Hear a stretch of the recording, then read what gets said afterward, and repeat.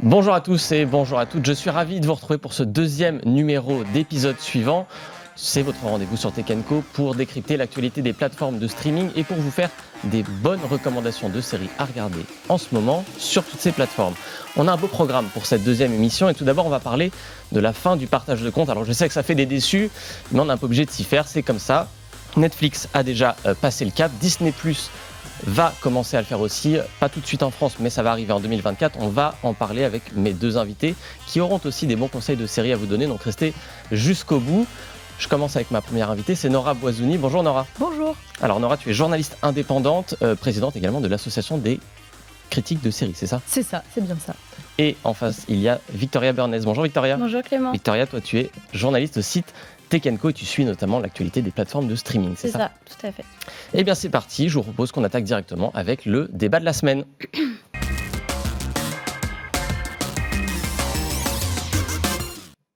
On va donc évoquer cette question de la fin du partage de comptes. Netflix, vous le savez, a mis en place ces dispositions en France depuis le mois de mai. Alors ça a mis un petit peu de temps à se mettre en place, ça a été un peu long sur les derniers mois, mais là ça y est, normalement, si vous étiez sur le compte d'un de vos amis, quelqu'un de votre famille, là vous n'avez plus accès à ce compte sur votre télé. Il va falloir trouver un autre moyen de regarder Netflix.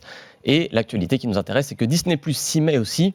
Ça commence au Canada, c'est au 1er novembre que ça commence, ils l'ont annoncé et évidemment ça fait partie d'un plan mondial pour changer leur stratégie, on va dire, de rentabilité. En France, ça devrait arriver a priori courant 2024 si on en suit les propos du patron de Disney. Je me tourne vers toi Victoria, c'est quoi concrètement la conséquence pour nous utilisateurs de ces plateformes quand le partage de compte s'arrête ? En fait, c'est tout simple, c'est comme chez Netflix, c'est-à-dire qu'aujourd'hui, moi, par exemple, je partage mon compte Disney+ avec mon frère et ma sœur qui habitent dans deux maisons différentes de moi et eux-mêmes. Et donc, en fait, aujourd'hui, à partir du 1er novembre, ce sera plus possible. Donc, nous, pas tout de suite, ce sera plutôt en 2024, a priori. On n'a pas encore le programme précis de Disney+, mais voilà. Et pour partager son compte, donc mot de passe et mail, les identifiants de compte, il faudra probablement payer un supplément. Chez Netflix, aujourd'hui, c'est 5,99 €, je crois, le supplément. C'est ça, oui. Voilà. Et donc, tout simplement, sinon, ce sera un bannissement soit temporaire, soit permanent pour les utilisateurs qui fraudent. Effectivement, il y a cette offre que Netflix a mis en place, l'offre abonné supplémentaire, c'est son nom, qui permet de ne pas se créer son propre compte, mais de rester sur un compte ami, on va dire, Ça, ouais. sans avoir à payer plein pot, on va dire, un abonnement supplémentaire. Les plateformes, elles ne font pas ça par plaisir de nous embêter, nous, elles le font aussi parce qu'elles ont des raisons. Nora, qu'est-ce qui pousse Disney+, qu'est-ce qui pousse Netflix à arrêter ce partage de comptes ? Elles le font par plaisir de gagner plus d'argent, peut-être, Clément. Ce qui les pousse, c'est que c'est pas rentable, le streaming tel qu'on le connaît aujourd'hui. On en a parlé d'autant plus avec la grève des scénaristes qui est en train de prendre fin. Il y a des accords qui ont été enfin signés, mais on a eu plein d'articles, notamment de la presse américaine, qui nous racontaient pourquoi est-ce que ça y est, c'est la fin de, disons, la lune de miel, de la nuit de noces, peut-être. C'était quand même relativement court, finalement, en temps ressenti un peu long, de cette idée que le streaming tel qu'on le connaît aujourd'hui, tel qu'il a été, finalement inventé cette industrie par Netflix, quand Netflix est arrivé, qui a bouleversé l'écosystème de l'industrie des séries, la façon de produire et aussi la façon de consommer. Aujourd'hui, on se rend compte, et on le savait quand même depuis quelques années, que c'est pas rentable. C'est-à-dire que c'est moins rentable que ce qu'on appelle la télé à papa, donc à l'ancienne, avec des chaînes qui diffusent des séries qui sont souvent renouvelées, des séries qui ramènent des revenus publicitaires, puisque là est le nerf de la guerre. On a vu fleurir des plateformes dont le cœur de métier n'est pas l'audiovisuel. Amazon, Prime Video, Amazon, son cœur de métier, Apple. ça n'est pas l'audiovisuel. Apple, ça n'est pas son cœur de métier non plus. Donc on a des gens comme Netflix ou Disney qui savent plus ou moins ce qu'ils font, plus ou moins, et d'autres qui se sont lancés dans la bataille parce qu'ils ont beaucoup d'argent à investir, parce que ça semblait rapporter. Aujourd'hui, Netflix, je crois, ne verse pas de dividendes à ses actionnaires, pas encore, mais d'autres le font, des grosses boîtes comme Apple, évidemment, qui ont des dividendes. Donc il faut bien faire plaisir aux actionnaires, et surtout, ils perdent de l'argent, ils perdent des abonnés. Oui, c'est ça, c'est un point important qu'il faut rappeler, c'est que Netflix, en 2022, a perdu des abonnés. Et ça, c'était une première pour eux, c'est-à-dire que jusqu'ici, ils étaient dans cette phase de croissance, on découvrait Netflix, il y avait cette douce illusion de ces nouveaux acteurs qui arrivaient, qui nous offraient des choses qu'on n'avait jamais vues avant, et puis ils sont un peu heurtés au mur des réalités, c'est-à-dire qu'à un moment, il n'y a plus assez de gens pour s'abonner, ça coûte aussi de l'argent, période de crise, forcément c'est plus compliqué. Donc finalement, Netflix a été, Victoria, un peu obligé de réagir, de se dire il faut qu'on change de stratégie. C'est ça, en fait, Netflix, on l'a tous vu pendant le confinement, ça a complètement buzzé. Après, ça a été un peu la désillusion, la perte d'abonnés. L'année dernière, les chiffres étaient catastrophiques. Ça commence à être un peu la même chose pour Disney+, qui a perdu, je crois, au deuxième trimestre 2023, je crois qu'ils étaient à leur troisième trimestre de perte d'abonnés, donc en chute libre. Oui, parce qu'en fait, Disney+, on en parle, mais on a toujours l'impression que c'est Disney. Sauf qu'en fait, Disney+, c'est une petite partie, une toute petite partie finalement de ce qu'est la machine Disney. Et si la machine Disney va bien, ça ne veut pas dire que Disney+ va bien. En revanche, Disney+ a ses propres problèmes de rentabilité. La machine Disney ne va pas forcément très très bien non plus. Donc ça fait un peu les dominos. Netflix a très vite réagi, on l'a vu en arrêtant le partage de comptes, en proposant l'offre avec publicité qui est un peu moins chère. Ça leur a quand même rapporté beaucoup d'abonnés. Donc il y a aucune, c'est pas du tout une surprise que Disney se calque sur le même format. Si on fait un petit tour d'horizon des autres plateformes, là on a parlé de Netflix et de Disney+, qui ont et sont en train d'arrêter ce partage de comptes. C'est quoi un peu l'esprit des autres plateformes ? Tout le monde n'a pas les mêmes impératifs. Tu l'as dit, Nora, Amazon a d'autres sources de revenus très importantes par ailleurs, Apple aussi. Est-ce que le partage de comptes, il est voué à disparaître partout ? Quand on voit que des énormes acteurs comme Netflix et Disney arrêtent le partage de comptes, on peut se poser la question, est-ce que ça ne va pas être finalement ce vers quoi vont tendre toutes les plateformes ?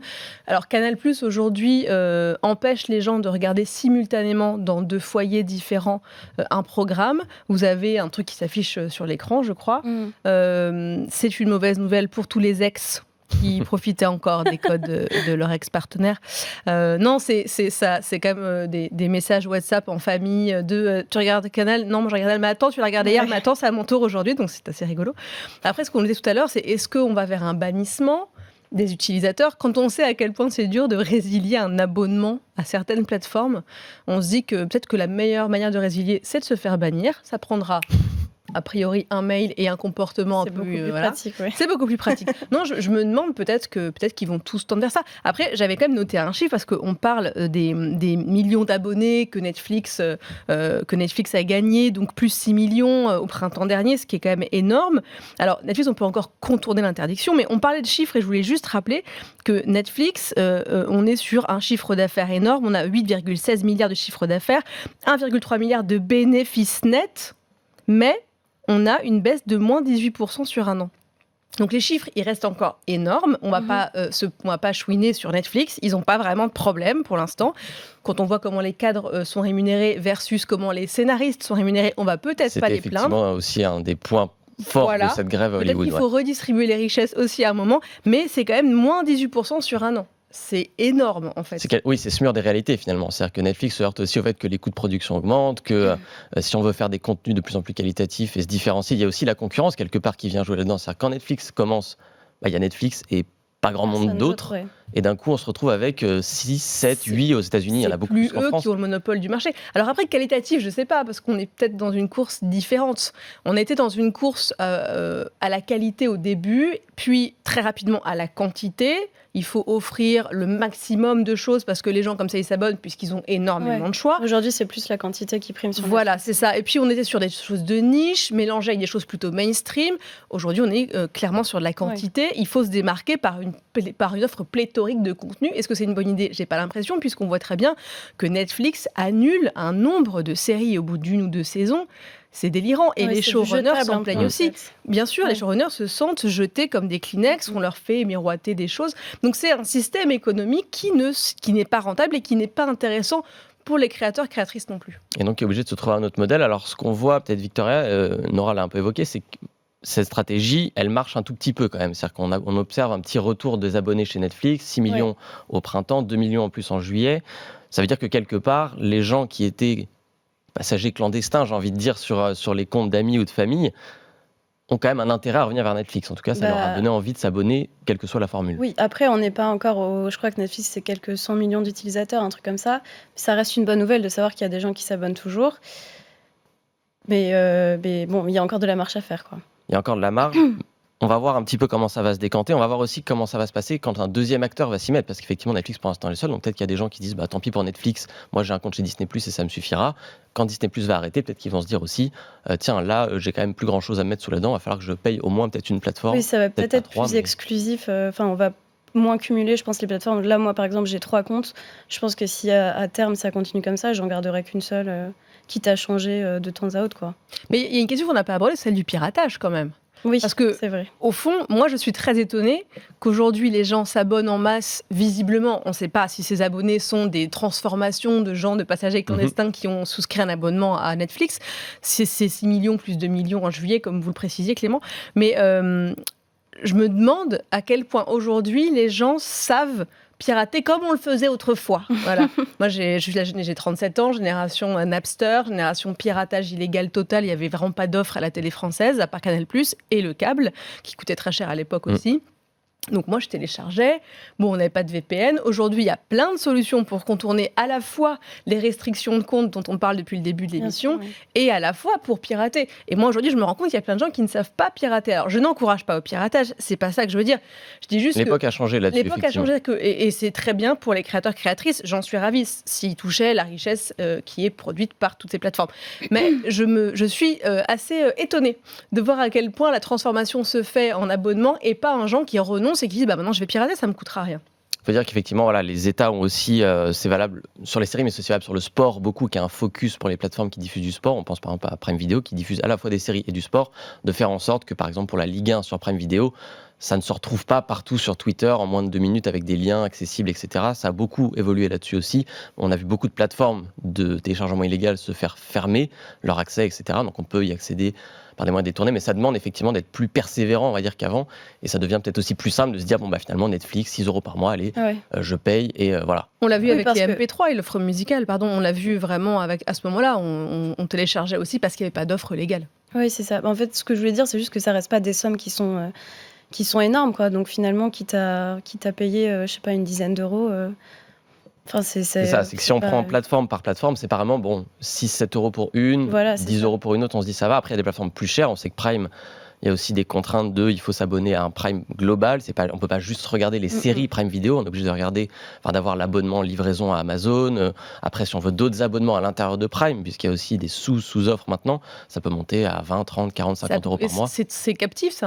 Prime est un exemple parfait, typique d'un environnement très captif, où justement on fait ses courses. C'est le Facebook un peu de l'audiovisuel et des courses, quoi. C'est-à-dire qu'on fait ses courses sur Amazon, on achète des livres sur Amazon, on achète les couches sur Amazon, on achète sa série, on regarde le foot, la Ligue 1 sur Amazon. Enfin, c'est pour rester le plus captif possible, mais c'est pas pour rien que c'est quand même la plateforme d'un des mecs les plus riches du monde, quoi. De même qu'Apple, effectivement, offre d'autres avantages hors série avec les produits, etc., d'avoir des remises, des abonnements couplés. Tout ça, effectivement, les différencie un peu peut-être de Netflix et Disney+, qui sont purement dans le contenu. On va évoquer rapidement le deuxième étage de la fusée de tout ce qu'on vient de dire, à savoir la fin du partage de compte, mais le deuxième étage, c'est la hausse des prix. C'est-à-dire que ces plateformes, elles se rendent compte aussi que peut-être que ces quelques millions d'abonnés qui sont allés gratter sur ceux qui peut-être voulaient s'abonner, ça ne va pas suffire. Il va falloir peut-être un peu faire monter les prix, 1 ou 2 €. Il y a des offres nouvelles qui arrivent avec pub, sans pub. Enfin, on sent une diversification là-dessus, Victoria. Faut s'y résilier. Enfin, il faut s'y résigner, pardon. Les prix vont augmenter. Il faut s'y résilier peut-être les abonnements, mais il faut s'y résigner à la hausse des prix. Ça va augmenter. Fatalement, je pense que ça va augmenter. Surtout que comme Disney et Netflix vont sortir Disney à partir du 1er novembre, donc en même temps que la fin du partage de compte au Canada, va sortir son offre sans publicité, moins chère. C'est évident qu'ils vont augmenter les prix. C'est déjà le cas. Je crois qu'ils ont augmenté de 33% les prix. De manière assez discrète, en faisant la promotion de leur offre avec publicité. Je pense qu'à terme, pour l'instant, les autres plateformes, moi par exemple, Apple, je trouve qu'on n'est pas du tout sur le même écosystème, c'est-à-dire qu'ils ont une offre beaucoup plus qualitative, ils ont beaucoup moins de propositions. C'est pas pareil, je pense que ça prendra des années avant de voir le même schéma se dessiner. Mais oui, je pense qu'il faut s'y résigner, oui. Qu'est-ce que tout ça finalement nous dit de cette évolution des plateformes de streaming? On a l'impression qu'on est passé de l'âge de l'insouciance, les débuts, où on était content, on avait plein de contenu, etc. Là, ça y est, c'est-à-dire que ce sont des entreprises structurées, avec des actionnaires, avec des besoins de rentabilité aussi, qui font qu'elles sont obligées de nous imposer ces contraintes et que nous, on est un peu captifs de ça derrière. Non, c'est un peu la fin de la première ère des plateformes de streaming. La fin de la lune de miel. C'est sûr, oui, c'est ça, c'est ce qu'on est tout à l'heure, c'est la fin de la lune de miel. Après, dans quel sens la lune de miel? Est-ce que c'était nous qui étions un peu naïfs et naïves, ou est-ce que c'est eux qui se sont pas rendus compte des coûts énormissimes engendrés par cette politique-là, de la quantité dont on parlait tout à l'heure aussi. Je pense que c'est un peu des deux. On a eu l'impression que c'était... qu'on avait affaire à des gens qui étaient juste généreux et altruistes avec nous et qui allaient continuer de nous faire payer 5 € par mois jusqu'à la fin des temps. On le voit bien, c'est comme n'importe quelle offre de téléphonie, par exemple. Oui, absolument, oui. On nous attrape avec un 3 € par mois pendant 24 mois. Et après, on passe à 15 €, donc après, on résilie pas. Là, le fait est qu'on est aujourd'hui, et c'est très bien puisqu'on a une offre légale qui existe et qui est quand même structurée avec énormément de contenu, après, j'aime pas le mot contenu, mais on va parler de contenu, mais énormément de choix, de production culturelle. Libre à nous de décider de lâcher tout ça, libre à nous de continuer à y souscrire. Moi, ce que je trouve intéressant, ce serait aussi de relever que aujourd'hui, le rival des plateformes, c'est TikTok.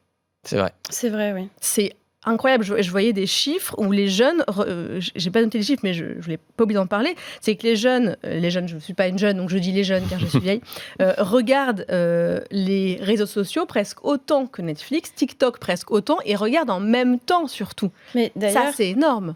Pardon, excuse-moi, mais ce qui est incroyable, c'est que sur TikTok, en plus, depuis quelques mois, il y a des films entiers qui sont diffusés par épisode, et il y a des dizaines de milliers de personnes qui les regardent. Enfin, des dizaines de milliers de... Je pense, ça doit être sur une tranche de 12, 18, 20 ans, je sais pas, un truc comme ça. Mais tu as vraiment des dizaines d'épisodes de séries, de films, et c'est vrai que j'y avais pas pensé, mais tu fais bien de le faire remarquer. Enfin, ça peut peut-être se poser comme concurrent aussi gratuit, en plus. Disons qu'il y a les contenus illégaux qui sont diffusés comme sur YouTube, comme sur Dailymotion, comme partout. Et il y a juste les contenus produits par les créateurs, créatrices, utilisateurs, utilisatrices de TikTok qui concurrencent directement parce qu'en fait, que celui ou celle qui n'a jamais regardé une série en traînant sur Instagram jette la première pierre, je pense que je ne serais pas lapidée aujourd'hui. On a tous et toutes, on le fait tous et toutes. On est sur une série quand elle nous intéresse pas beaucoup. On est comme ça, on traîne sur les réseaux, on doom scroll, on like, on machin, voire on lance une vidéo en même temps qu'une série. Époque, ouais. C'est abominable, sauf si la série est quand même très oubliable. Mais je pense que le principal concurrent aujourd'hui, c'est les plateformes entre elles, mais c'est Instagram, TikTok, Snap et YouTube aussi. Et YouTube a monétisé ses vidéos. Moi, j'ai connu l'époque de YouTube sans pub non plus, où il n'y a pas de monétisation. Voilà, on est quand même assez âgés maintenant. Les plus jeunes n'ont jamais connu ça, ont toujours eu de la pub en pré-roll, pendant. Je veux dire, c'est quelque chose qui est...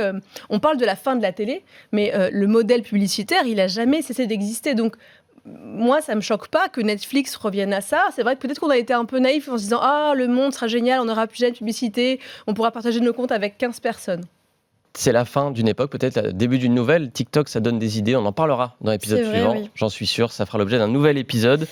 On va passer tout de suite à notre deuxième partie, c'est les séries de la semaine.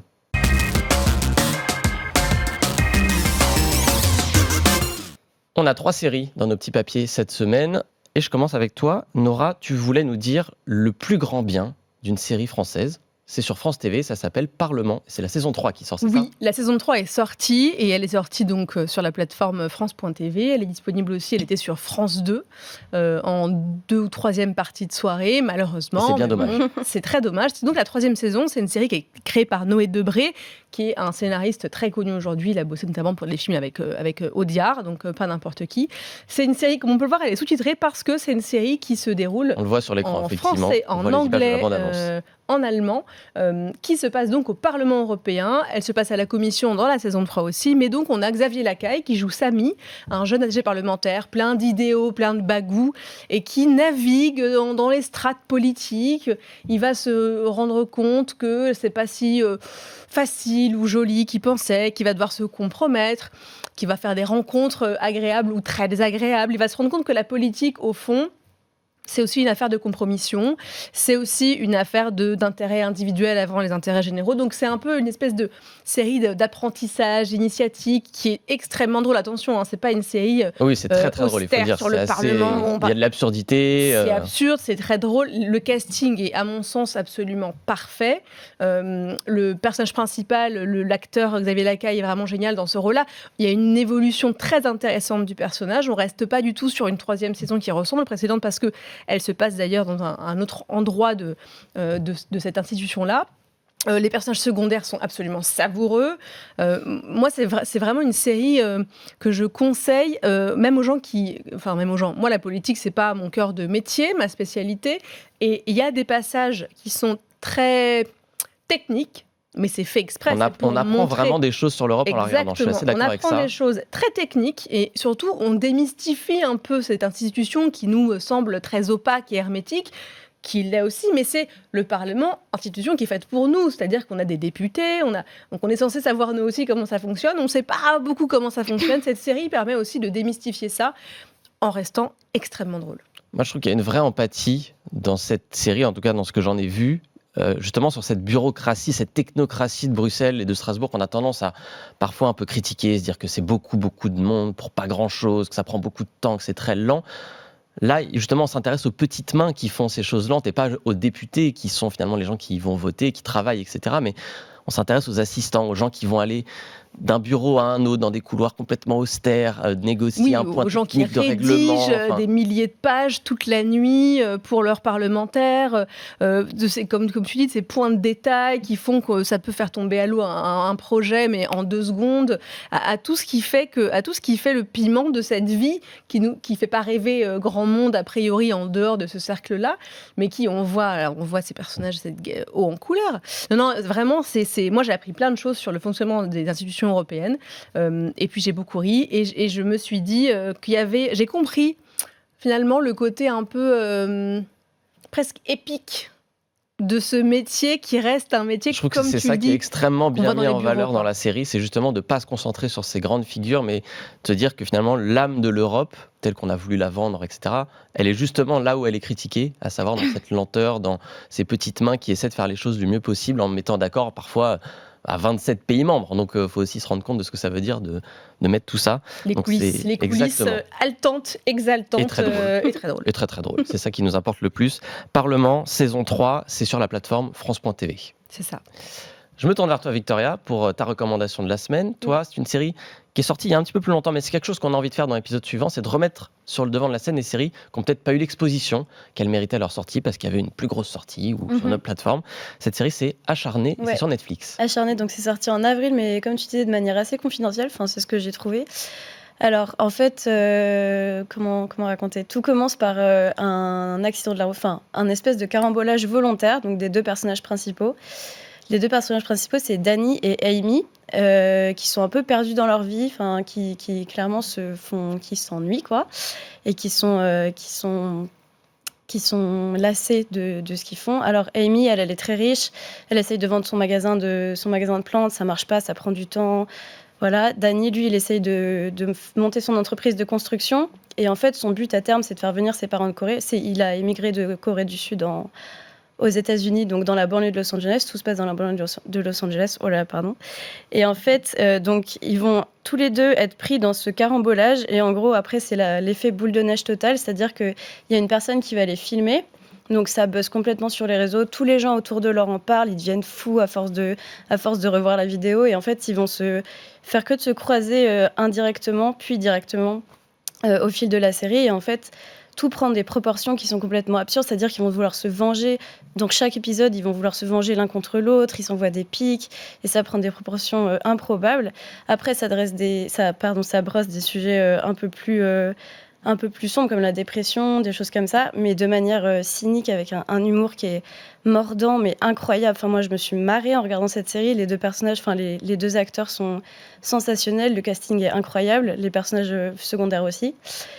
Et franchement, ça termine, mais d'une manière improbable. Donc, moi, c'était vraiment un gros coup de cœur, cette série. Moi, je connaissais pas quand tu m'en as parlé pour préparer cette émission. Du coup, j'ai un peu regardé. Je suis allé voir sur Netflix. J'ai regardé la moitié de la saison, pour être tout à fait honnête. Ouais. Et j'ai trouvé effectivement que c'était un très beau tableau de ce monde qui va très vite autour de nous et où tout s'enchaîne. Où dès qu'on a un problème, il y en a un deuxième qui arrive et les personnages n'arrêtent pas de répéter cette phrase que je trouve très parlante.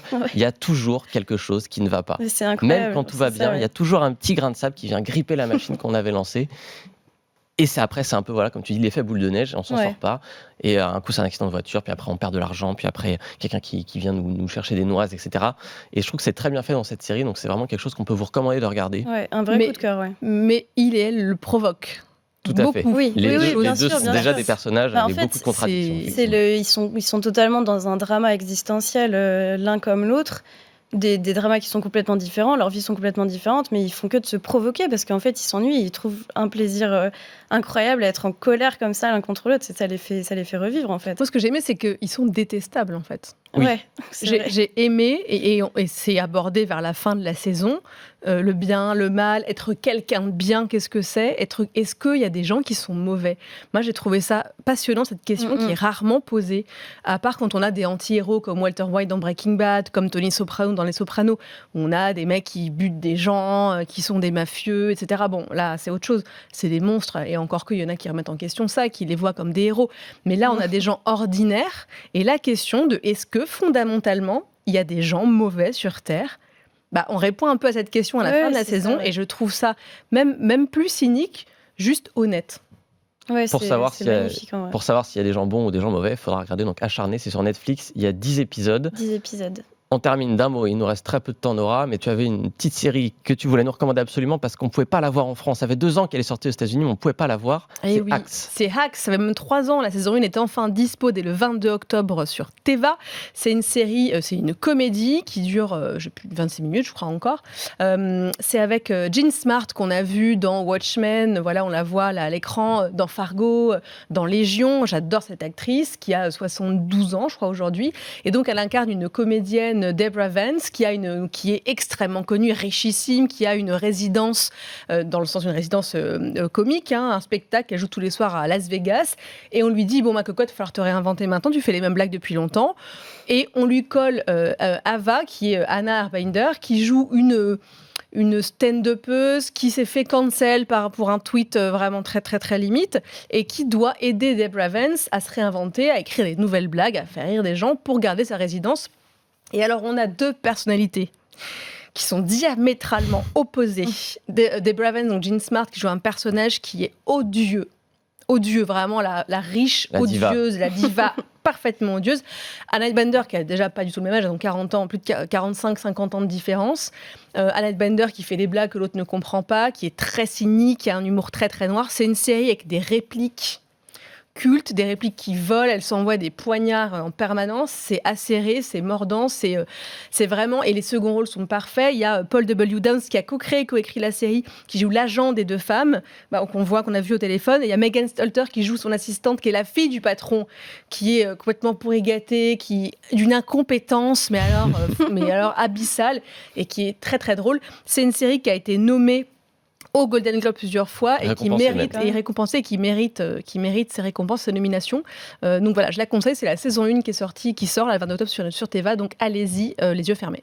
Une petite pépite pour terminer. Et c'est la fin, du coup, de ce 2e numéro d'épisode suivant. Merci Nora. Merci. Merci Victoria d'avoir été là. C'était un plaisir. On se retrouve, nous, la semaine prochaine pour décrypter l'actu des plateformes de streaming. Il y en aura encore, il y en aura toujours. C'est une émission Tech & Co, à retrouver donc sur le site de Tech & Co en replay et en podcast audio sur toutes vos plateformes. À la semaine prochaine.